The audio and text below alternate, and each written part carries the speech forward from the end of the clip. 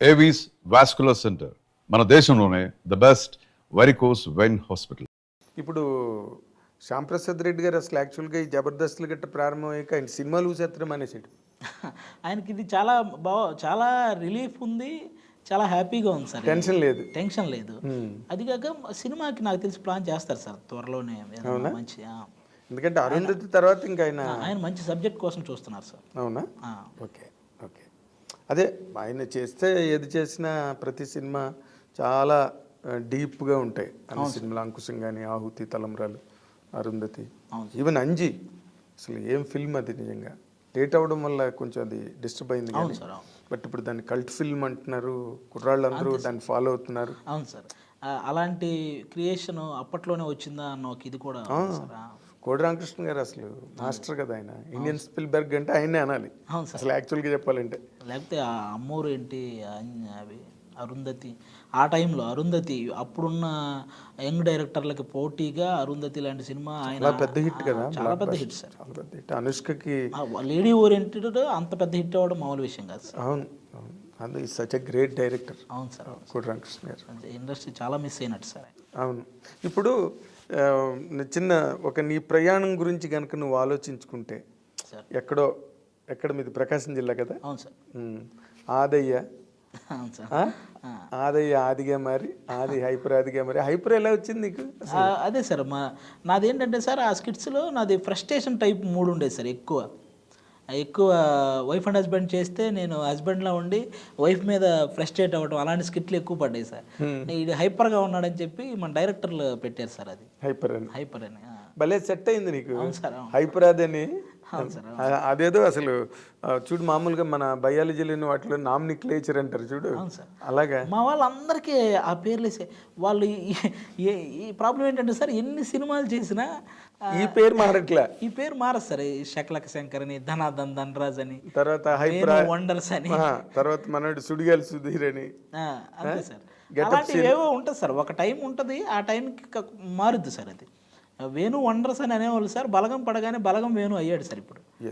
అలాంటి ఏదో ఎక్కడో ఉంటుంది సార్ అలాంటి సబ్జెక్ట్. బలగం అన్నది ఒక ల్యాండ్ మార్క్. అవును సార్. సినిమాని ఒక మలుపు తిప్పింది. అవును కదా. దాన్ని అలా చెయ్యాలని ట్రై చేస్తున్న వాళ్ళు చాలామంది ఉన్నారు. మొన్న కూడా శ్రవంతి రవికిషోర్ గారు మలయాళం సినిమా ఒకటి డబ్ చేసి రిలీజ్ చేసాడు. అలా ఉంటుంది. దేని మీద అది చూసాను సార్, చిన్న టీజర్ చూసాను. అలా ఉంటుందని. సో మీరు అందరూ కూడా ఇండస్ట్రీలోకి, టీవీ ఇండస్ట్రీలోకి వచ్చి వాటి రూపురేఖలను మార్చేశారు కంప్లీట్గా. సినిమా ఇండస్ట్రీ మిమ్మల్ని చూసి క్రేజ్ ఫీల్ అయ్యే రేంజ్ టీవీ ఇండస్ట్రీకి తెచ్చారు మీరు. అంతకు ముందు లేదు అది. ఏదో టీవీ సీరియల్స్ ఆ విధి గిది ఏవో నడుస్తుండేవి. అందరు సపోర్ట్ సార్, అంతే సార్. మనము ఏదన్నా సినిమా జబర్దస్త్ పీక్ చేసే టైంలో కూడా ఎవరైనా మన సినిమా వాళ్ళు కనపడితే వాళ్ళు కూడా మీరు చూస్తుంటాం చాలా బాగుంటుందా అని అన్నప్పుడు ఇంకా అది అన్ని రకాలుగా బూస్టప్ సార్. మీరు స్టార్డమ్ కదా, ఇంకేంటి దాన్నే స్టార్డమ్ అంటారు. ఇప్పుడు నార్మల్గా మీ ప్రకాశం జిల్లాలో మీ ఊళ్ళో చదువుకుంటూ ఓ పక్కనేమో ఆస్తులు అమ్ముకుంటూ తల్లిదండ్రులను దీనావస్థలో చూస్తూ ఈరోజు మెగాస్టార్ చిరంజీవి గారి దగ్గర కూర్చుని ఆయన్ని చూసానయా నీ ఇది అని బయటకు వెళ్తే గెస్టులుగా వెళ్తే అది తీసుకునే రేంజ్ వచ్చేసి అసలు ఈ ప్రయాణం చూస్తే నీకేమనిపిస్తుంది? అది నిజంగా చాలా హ్యాపీ సార్. నాకు మన ఆ జర్నీలో నాకు అర్థమైంది సార్, మన పేరెంట్స్ హెల్త్ మన సక్సెస్ మీద డిపెండ్ అయ్యిందని నాకు అర్థమైంది సార్. అది మన పేరెంట్స్ హెల్తీగా ఉండాలంటే మనం సక్సెస్ఫుల్గా ఉండాలి సార్. అది కంపల్సరీ. వాళ్ళు అప్పుడు వాళ్ళకి చిన్న తలనొప్పి కూడా రాదు సార్. వాళ్ళకి ఇంత ఏజ్ వచ్చినా సార్ ఇంక వేరే బాధ ఏమీ లేదు సార్. లేకపోతే వాళ్ళ ఆరోగ్యం మొత్తం పాడేది సార్. మనం ఏదన్నా డిస్టర్బ్ అయి ఉంటే, ఈ సక్సెస్ అవ్వకుండా ఏదైనా మనం డిస్టర్బ్ అయి ఉంటే సార్, ఖచ్చితంగా వాళ్ళ హెల్త్ అప్సెట్ అయిపోతారు కదా, మొత్తం సిస్టమ్ అంతా పాడైపోతుంది. అవును సార్. నాకు ఎక్కువ హ్యాపీని ఇచ్చింది అదే సార్. నేను సక్సెస్ అవ్వడం వల్ల నా పేరెంట్స్ ఆరోగ్యంగా ఉన్నారు. అది నాకు అంతకు మించిన వేరే ఇదే. సక్సెస్ఫుల్గా ఉండడం, ఆరోగ్యంగా ఉండడం పక్కన పెడితే అసలు ఊళ్ళో కింగ్లు అయిపోయారు కదా అక్కడ సార్. అది ఆటోమేటిక్గా వన్స్ మనం ఏం చేసినా ఎంకరేజ్ చేయడానికి మనకంటూ ఒక ఊరు ఉంది. అది వాళ్ళు ఎప్పుడూ సపోర్టివ్గా ఉంటారు సార్. Good good. నీ ఫ్రెండ్స్ అందరూ ఏమంటారు నేను చూసి? అందరూ హ్యాపీ సార్. నేను ఇంటికి వెళ్తే అందరూ వస్తారు సార్. బీటెక్ ఫ్రెండ్స్ కూడా సార్. అందరూ ఎప్పుడైనా గ్యాదర్ అవుదామని అనుకుంటాం సార్. ఏదో పాసిబుల్ అవ్వలేదు. ఒకసారి ఒక ఫ్రెండ్ పెళ్ళికి అయితే వచ్చి అక్కడ అందరం గ్యాదర్ అయ్యాను సార్. ఆ విధంగా ఒక్కసారి కలిసాం. కానీ కాలేజీలో ఒకసారి మళ్ళీ అందరం రీయూనియన్ అవ్వాలి సార్. అదే యాల్యూమ్ని ఆ, మీరందరూ కలవాలి. అవును సార్. Good good. అసలు నీ జర్నీ, నీ తాలూకా ట్రావెల్ ఏదైతే ఉందో ఇండస్ట్రీలో నువ్వేం పడ్డావో, ఇంకా అవమానాలు ఏమన్నా అనుభవించావా? అంతే సార్, కష్టాలే సార్ ఎక్కువ. అదేలే, అవమానాల కన్నా కష్టాలు ఎక్కువ. కష్టాలు ఎక్కువ సార్. నీ బిహేవియర్కి అవమానాలు తక్కువ పాళ్ళు ఉంటాయిలే. అదే నీ బిహేవియర్ మంచి బిహేవియర్ కాబట్టి sir, maximum you know where to stop. అంతే సార్. ఎక్కడ ఆగాలో తెలుసు నీకు. అదే నీ సక్సెస్కి అవును సార్. అసలు ప్రధాన కారణం నాకు తెలిసినంత వరకు నీ కెరీర్. ఎక్కడెక్కడికో వెళ్ళేవాళ్ళం సార్, అది అర్థమయ్యేది కాదు. ఈ జూనియర్ ఆర్టిస్ట్తో పాటు కలిసి కూడా వెళ్ళాను సార్ అప్పుడు. ఈ లెజెండ్ అవును sir, legend cinema song shoot అన్నపూర్ణలో జూనియర్ ఆర్టిస్టులతో పాటు కలిసి లోపలికి వెళ్ళిపోయాను సార్. వాళ్ళతో పాటు లోపలికి వెళ్ళి వీళ్ళు పైన బాలకృష్ణ గారును సోనా చౌహాన్ ఆమె పేరు ఆ అమ్మాయి, వాళ్ళిద్దరు డ్యాన్స్ చేస్తుంటే మేము అటు పక్క అందరూ డ్యాన్స్ చేస్తుంటారు సార్. అందులో ఆ స్టూడియో లోపల అది సాంగ్ షూట్. వాళ్ళలో నేను కూడా ఉంటాను సార్, ఒక చోట ఎక్కడో చిన్న పెట్టి ఉంటుంది సార్. అది బాగా గమనిస్తే కానీ ఎక్కడో చిన్నది కాదు, హైపరాది నటించిన అని ఇప్పుడు అంటే నువ్వు కనిపించవు కానీ నీ ఫస్ట్ రిక్షా షాట్ లాగా అది ఎక్కడో బాగా ఎతికి దాన్ని ఆపి చూస్తే కానీ అక్కడ నేను తెలియదు సార్. అవునా? అలా అది ఒక్కటేనా, ఇలాంటి ఎగ్జాంపుల్స్ ఉన్నాయా? అలా వెళ్ళాను సార్ లోపలికి, ఎక్కడికెక్కడికి వెళ్ళామో కూడా తెలియదు సార్.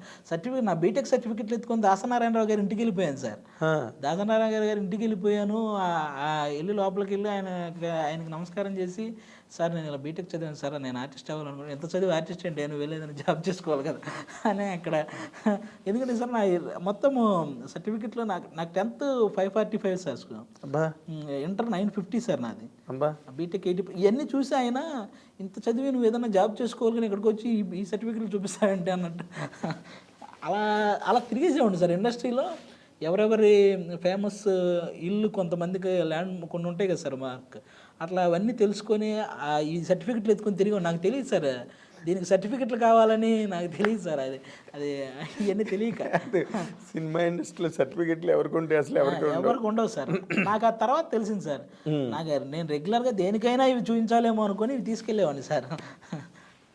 అంటే అంత ఎర్రబస్సు నువ్వు. అవును సార్. తర్వాత దాసన అంటే నువ్వు సక్సెస్ అయ్యి కలిసేవాడిని. ఆ తర్వాత నాకు కలిసే ఛాన్స్ రాలేదు సార్. అయ్యో, ఈలోగా ఆయన పోయారు. ఈలోగా ఆయన. అవును సార్. అది బాగుంది. చాలా చాలా ఇంట్రెస్టింగ్గా, చాలా ఇన్స్పైరింగ్గా ఉంది నీ స్టోరీ.